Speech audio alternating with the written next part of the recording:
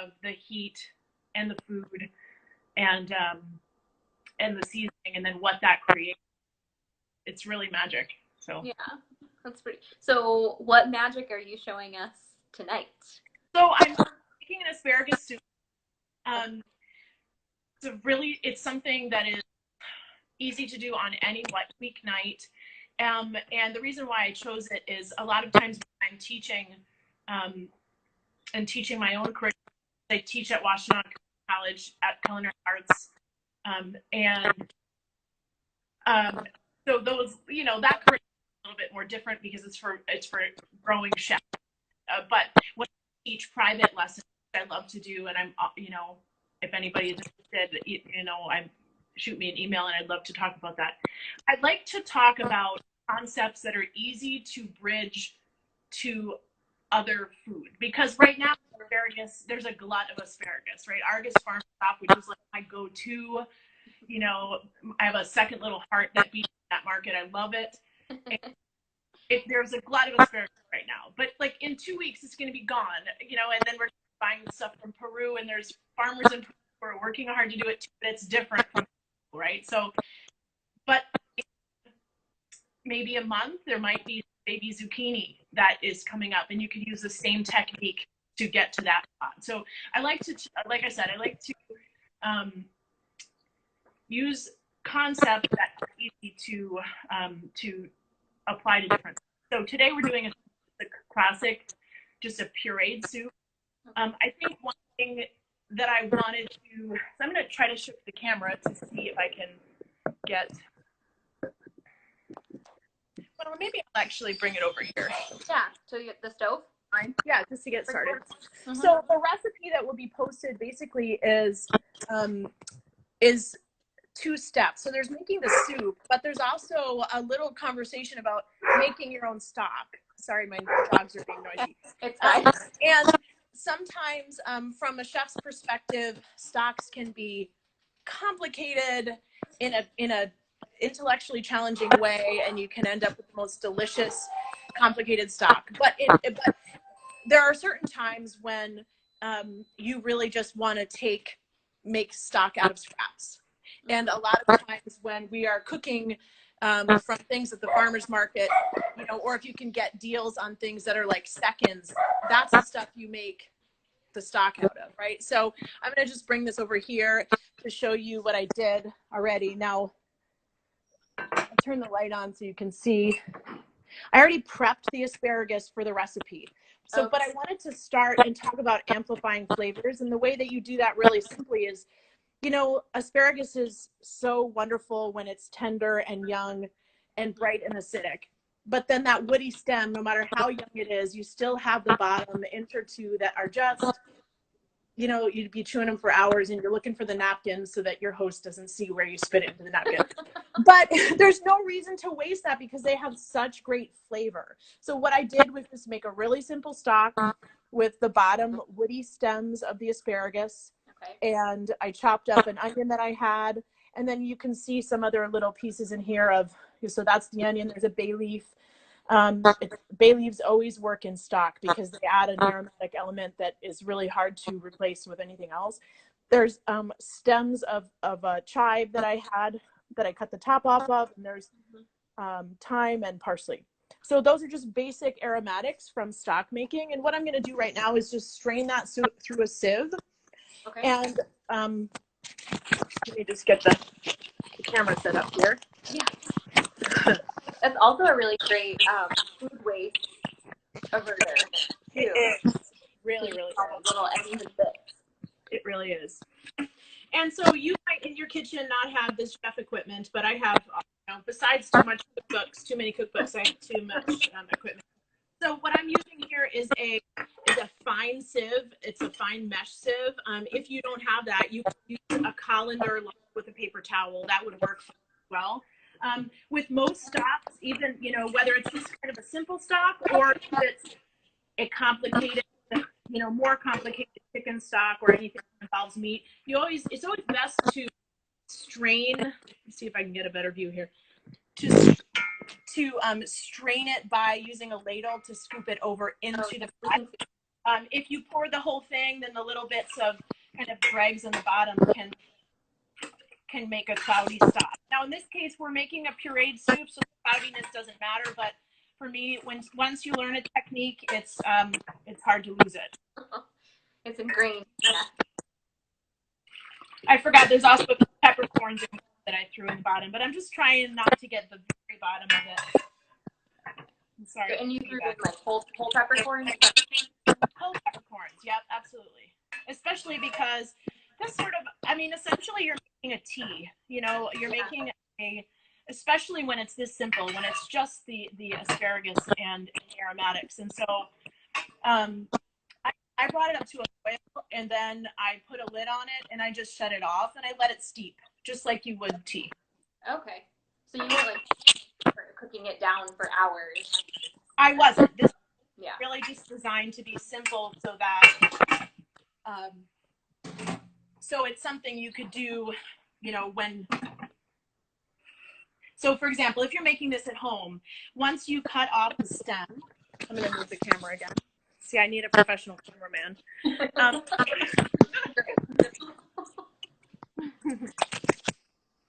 So what I wanted to do was just give you a little bit of, I'm going to turn this pan on so we can get talking about it too. So like I talked about the asparagus, I'm sure you've seen it on food TV or read it if you're into food reading, but generally the asparagus will tell you where it's edible just when you go to bend it. Typically it snaps where the woody snaps off, and that's the part that I made stock out of.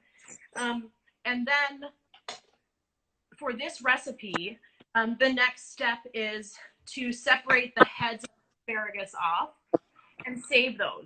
Now you'll see in the recipe that I say either blanch or roast. In this case for today, I'm just going to throw them in the convection oven and just roast the head so that we can float them in the soup. That's really simple.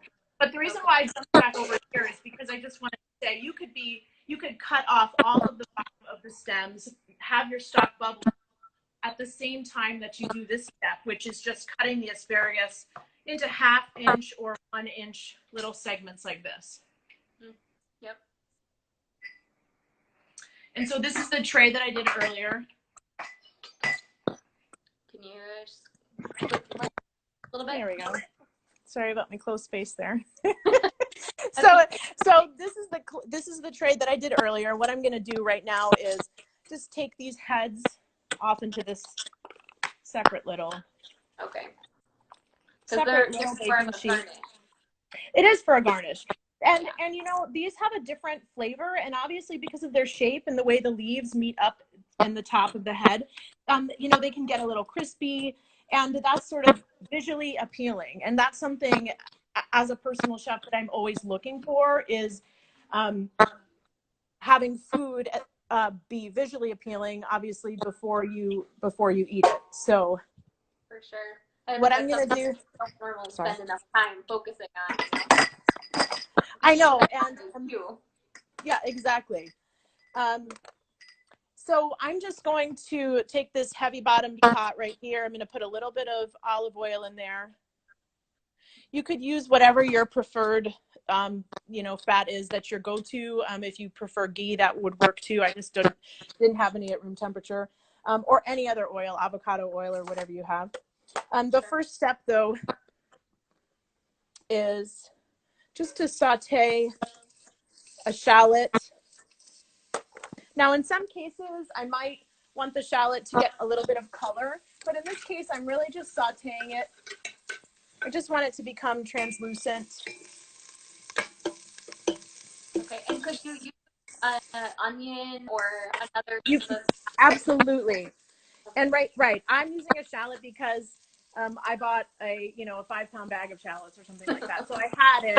And that's something that and thanks for bringing that up. That's something I wanted to mention too. All of these things, just like I talked about, for example, making a puree of zucchini soup, all of these things you can substitute. You know, if you had a leek, that would work. If you had half of a red onion, even though it's red, it will still work. The purpose is that you need that kind of an onion flavor profile. Sure. So that's what we're starting with. I don't really want it to brown. I love caramelized flavor in general, but at this point, I'm really looking to not get all the way to brown. Okay. I'm throwing in a celery too, just to saute that. I think I'm making this more complicated. Yeah. So you're making kind of like a base right now for the. I'm making the base. So just basically like a mirepoix that you would do for any soup or sauce like that. So you have the onion or shallot, you have the celery. I'm gonna add a little bit of garlic, but even though I don't mind if the shallot gets a little bit brown, I really don't want the garlic to get brown. That is, that starts to taste bitter and burnt, and it can really overwhelm, especially asparagus is delicious because of how delicately it's balanced. Mm-hmm. You don't want to exactly. So I'm going to put you back on the pot view here. And now I'm just going to put in all of these little, man, I wish you could smell it because, once that garlic. I'm imagining the garlic.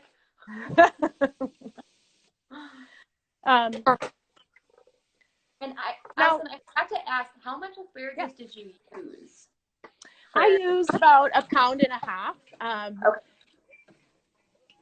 So as we talk about it more, what I'm going to do is now I'm just going to 1.5 pounds. If you can really improvise. So, and by that I mean I know that I have almost 2 quarts of stock because that's what I already have pulled off there.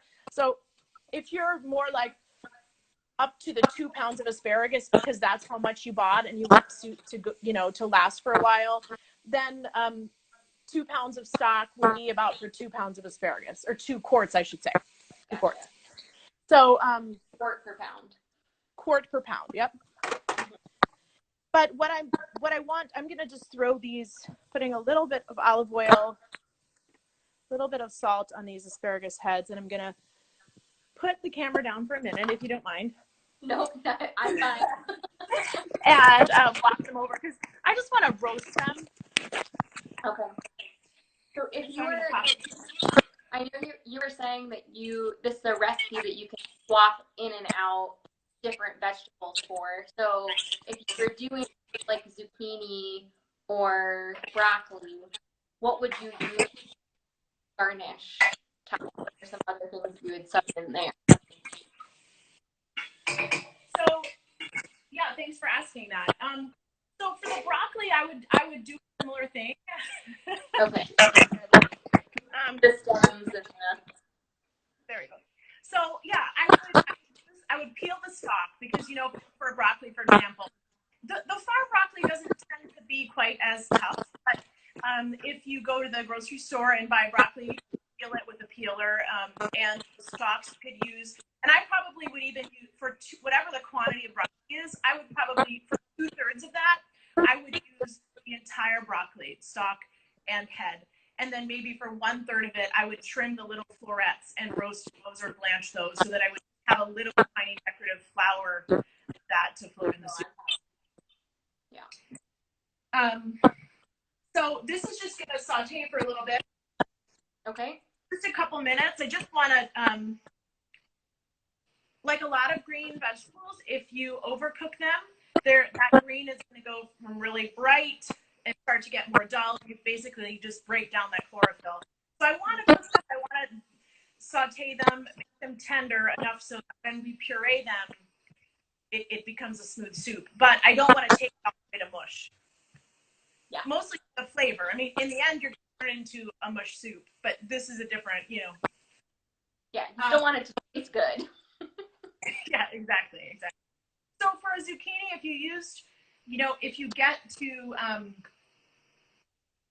end of August and people are leaving baseball bat-sized zucchinis at your doorstep and you're tired of the zucchini bread, you could use that as well. But the bigger the zucchini is, then the more you have to deal with those seeds. So I would just do, if I would cut the zucchini in half, then I would just cut that seed out and actually leave the seeds out and just use the fleshy part of the zucchini. But you could even do this soup with red peppers. Say you have a whole bushel of red peppers, same thing. Start with the aromatic base, start with the mirepoix of the onion and the celery, and then chop up the peppers, and then add stock and puree it. That's a great idea. We planted a lot of peppers this year, so I might be trying that later. I would never have thought to put it in a soup. Yeah, and as I was thinking through talking about this with you, I was, I'm always evaluating, because for years I was a home cook before I was a chef. And then I went and was formally trained. And so I have the perspective of what it's like to be a learning but proficient home cook and how that's different from a chef.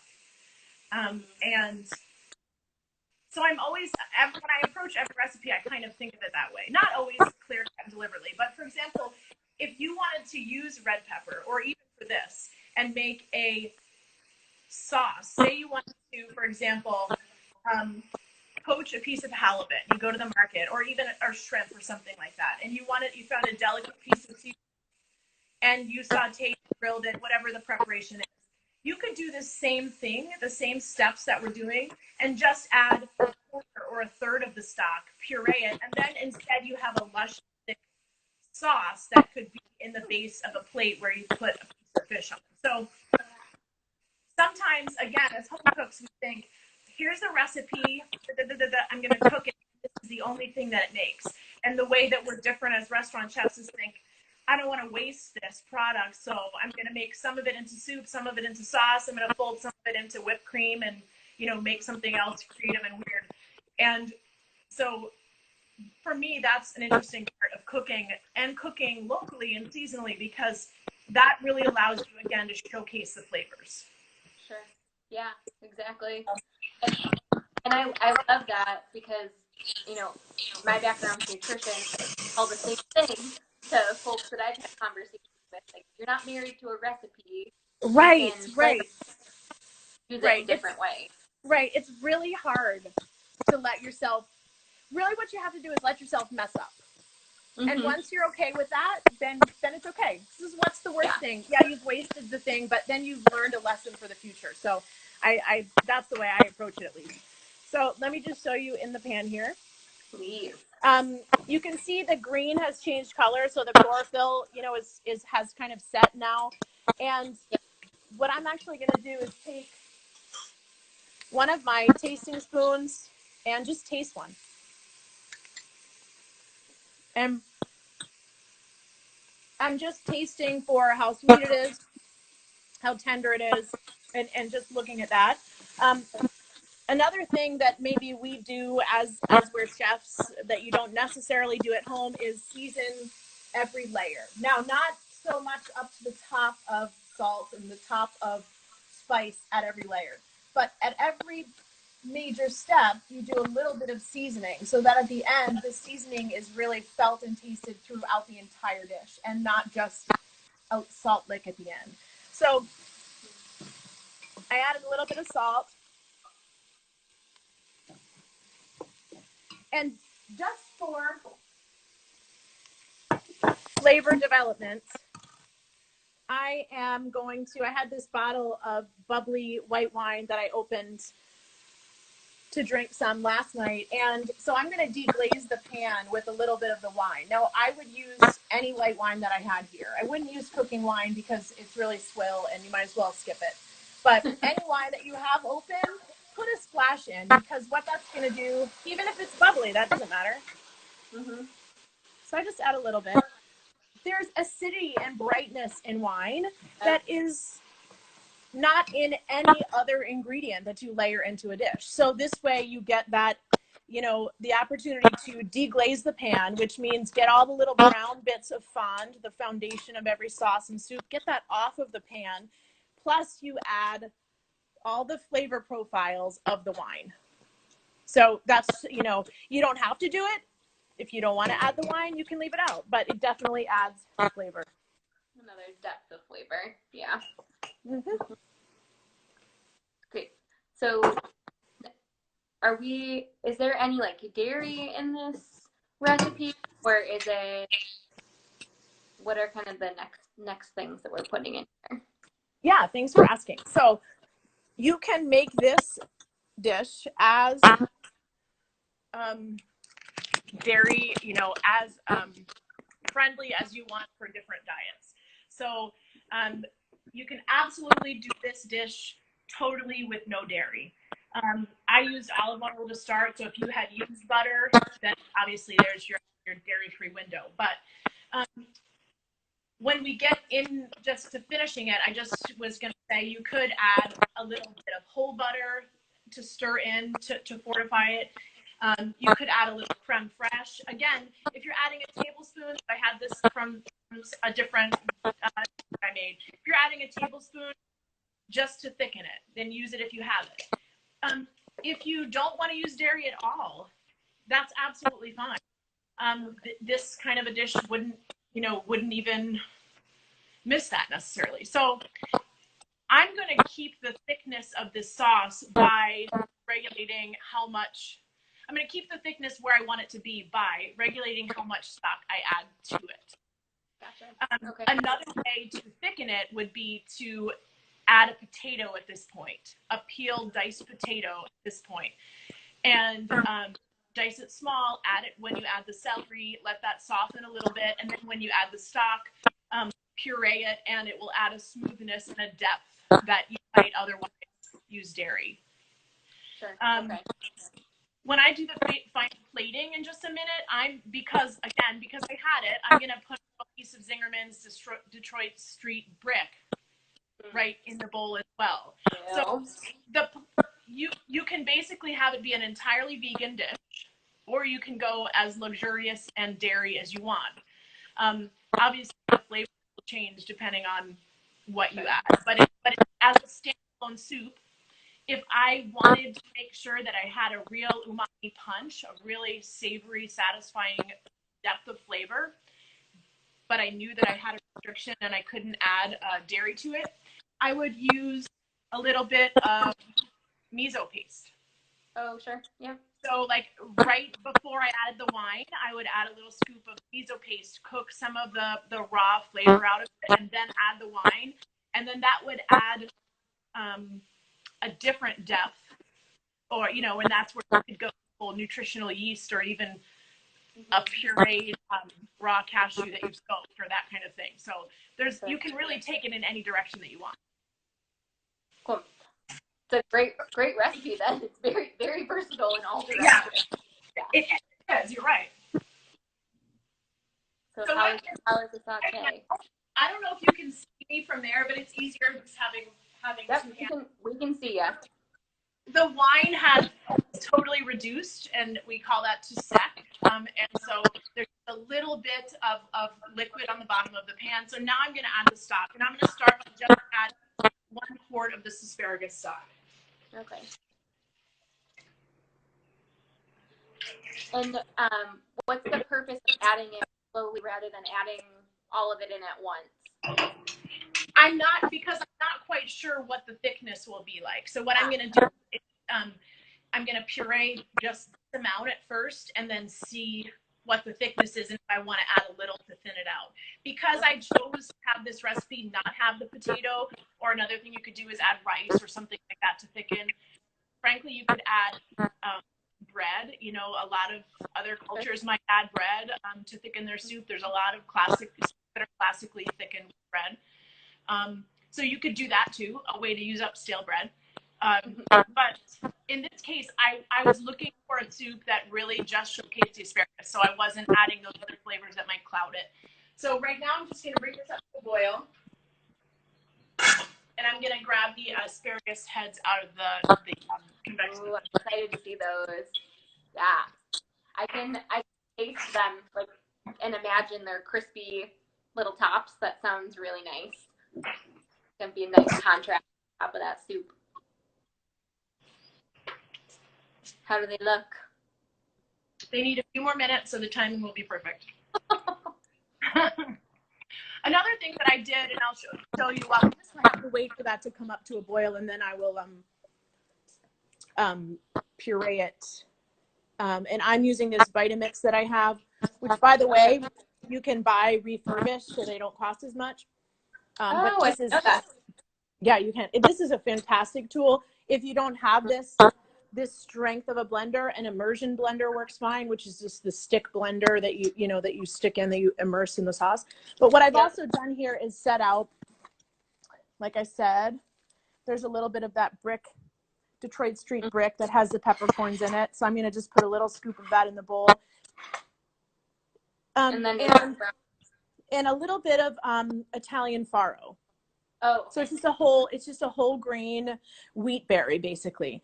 Again, what we were talking about before of making a recipe and making it versatile is also, okay, one night you want to eat asparagus soup with a meal, the next or the next night you want it to be the meal. So what can you add to it that really makes it, what am I trying to say? That really makes it satisfying, so you're not looking for something else. Sure. So whatever grain you have or you like, you could put in.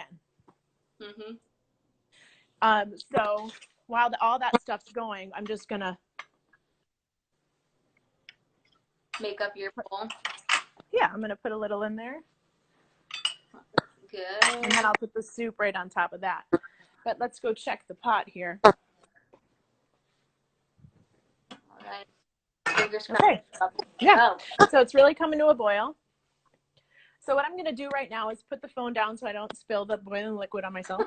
And I'm going to move the pot over to the blender and scoop some of that in there, and then we're going to work through pureeing that. Sounds good. So where did you get Vitamix? Refurbished? Yeah. I'm trying to think. I almost think that sometimes Amazon has them, but I've seen them other places. But if you Google it, it'll come up. I don't really know. Never thought about that. You mean like you see that for computers and things, but never thought about that for a Vitamix. Yeah, it's such a strong motor that if one little piece breaks, the whole thing is still, worth something. So. Right.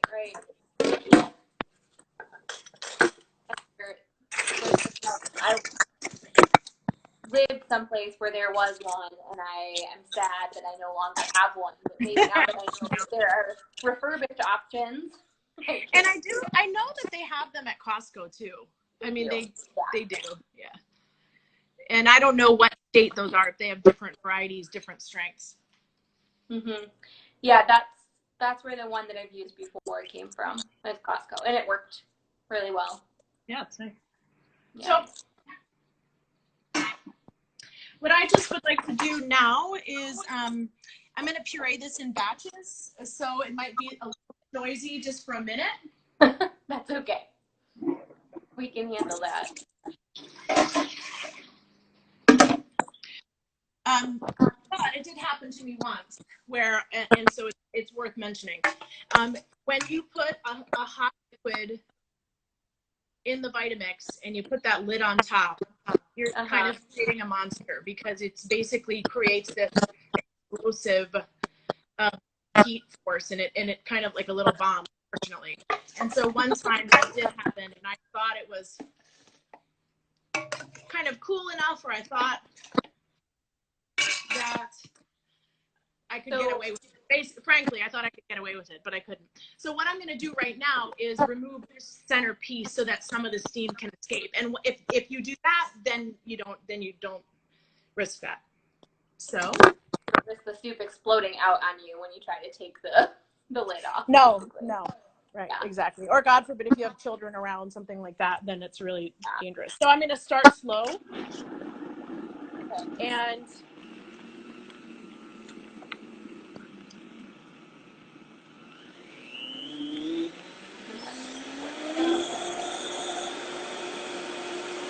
that's a very quiet, but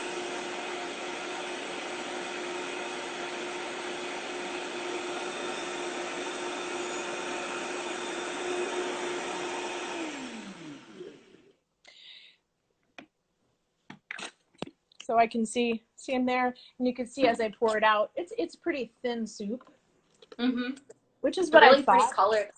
Yeah, it is. If for some reason you find that you've gotten to this stage and it's not quite green enough, You know, if you have some little baby spinach, Oh, sure. arugula or something like that, you could just throw a handful of raw baby spinach right in the hot liquid, and it'll do a little quick steam, and then that'll add additional bright chlorophyll. So Again, for that eye appeal. yeah, exactly. No food coloring. Not needed when you've got things like spinach around. Are you bringing more soup over? I see the cutting board. Yeah, I apologize for that. I just pulled these little guys out of the oven, so you can see they're a little crispy. Yeah, I can hear them sizzling. Yeah, they really got it. When I first turned the camera on and you said, "Oh, that's such a nice stove," I don't know if you heard me say it's actually broken right now. Oh no! The thermostat isn't working, and it's a recalled part, and I have to wait like 3 weeks to find anyone to fix it, or it's a torture. So the range works, but the oven does not. So I'm using my little Breville. Ah, nice. Yeah. Yeah. You use what you got to do sometimes. Yeah. All right, I'm gonna run the blender one more time. Okay. I wish I could there that getting so close to making me hungry.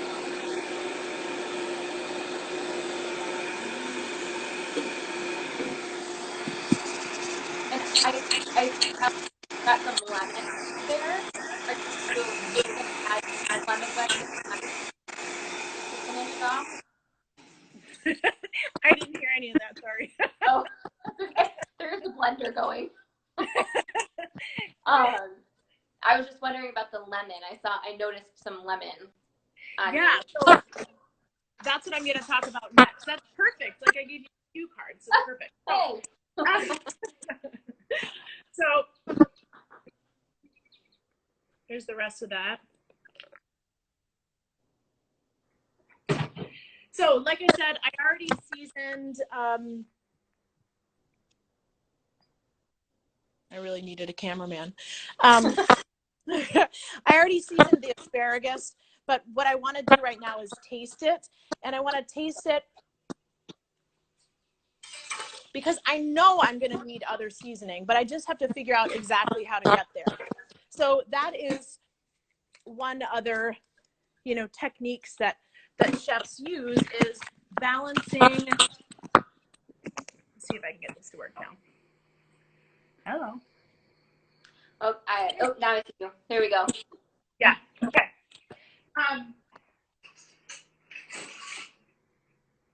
Is balancing all different kinds of seasoning. So I have the soup in here, and I'm not sure you can see that without seeing.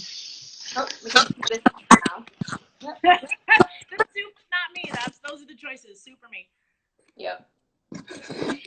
Thank you for being patient with my camera skills. Okay, so I tasted it. It really still needs salt. So that's what I have the seasoning kit here for. So whenever I'm cooking, I always have a seasoning kit, and it always includes salt, pepper, and cayenne. But then depending on what else I'm cooking and what flavor profiles, I might add different flavors. So I know that I need to add more salt and a little bit of freshly ground black pepper. Okay. Just a hit of cayenne.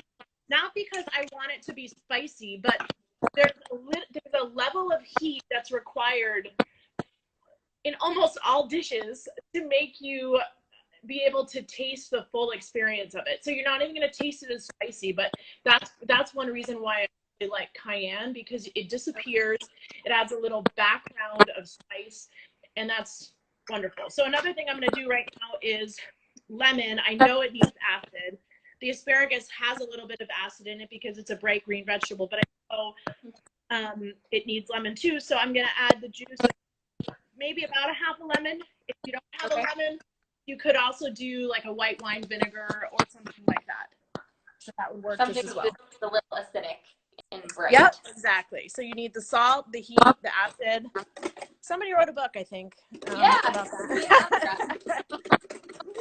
I think every chef thinks, man, I wish I had that idea before she did. Yeah. To write the book, that is, because everybody knows the concept. Mm-hmm. So you can see here, this is my carafe of tasting spoons because I don't want to dip my finger in. And it's okay to taste it and then adjust it again. In fact, that's, again, what makes the difference between something that is really high quality and something that it tastes okay. One of the other things, say that again? Just like the willingness to keep trying it and playing around. Keep tasting. Right, exactly. I listened to a lecture by Daniel Humm, the chef and owner and brains behind 11 Madison Park in New York, which is, you know, arguably the best restaurant in the country, which I've never been to, not yet. And he said that he was actually pH testing his dishes, and his cooks are pH testing them before they serve them, because that's how much they want that point of acid dialed in. So another little chefy thing I'm going to add is fennel pollen, which I know is a little extra, but everyone uses fennel seeds in Italian sausage and the fennel bulb as a salad or that sort of thing. But you can find fennel pollen. It's a great spice that is, well, I don't know if it's technically a spice since it's a pollen, but it's a great flavoring herb, maybe. It accompanies and complements any green thing very well, any goat cheese or pork, because it adds, I mean, it literally smells like the fruit, the pollen of fennel. So it's really bright and interesting. So anyways, I can talk for hours about that. Okay. Can you get something like that online or? Online, you could get it. I think you can get it at by the pound. Okay. You can get it at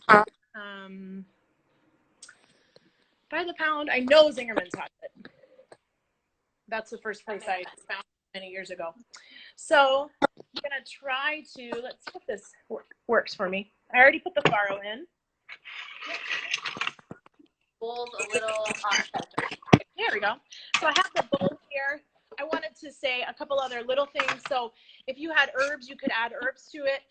If you want to kind of play hide and seek, kind of be fancy or fun, you can also shave asparagus very thin and put it in there as well. Now this is raw asparagus. So again, it's getting to taste asparagus at all different cooking points. So you're tasting it sort of blanched the soup, you're tasting it raw as part of this little faro and asparagus salad, and then roasted on top. So you're getting the chance to taste it at all different points where heat has touched it. Sure. And like different textures too. Totally different textures, different tastes. Now maybe that's a little too fancy, too chefy, but that's what kind of gets me excited when I'm when you go to the farmer's market or Argus, you might see some chive blossoms. So I'm going to put some of those on too. Nice. I'm just going to dress that little salad with a touch of olive oil, and then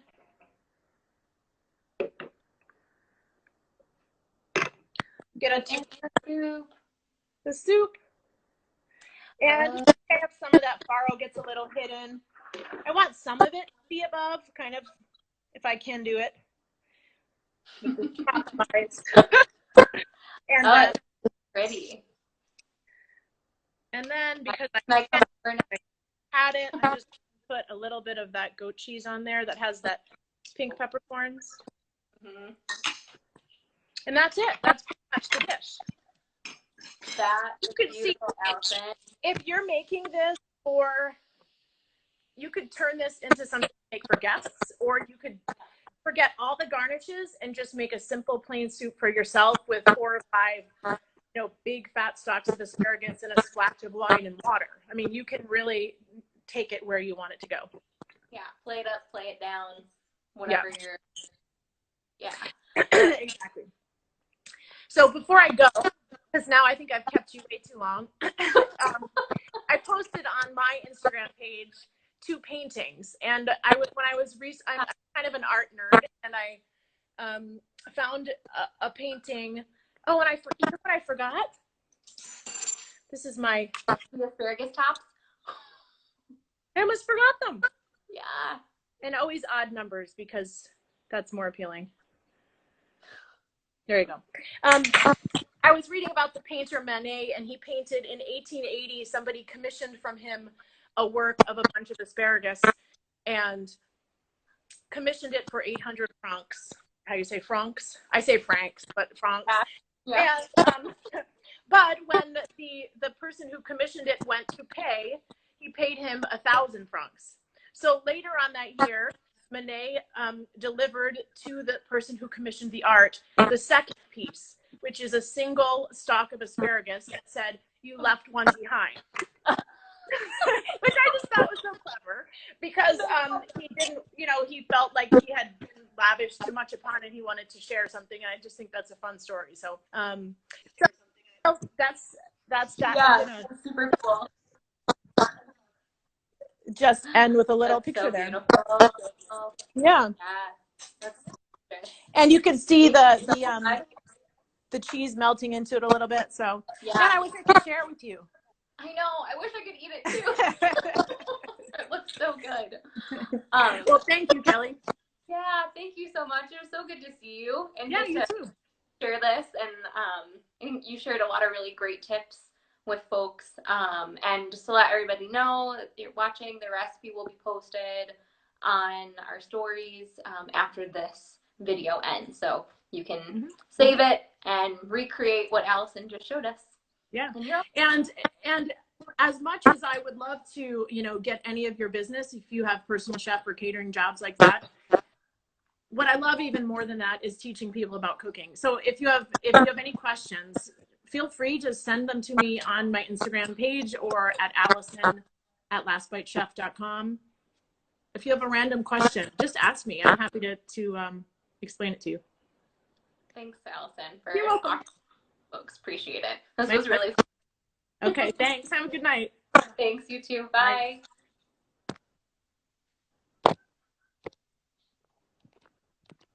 Now the dance of the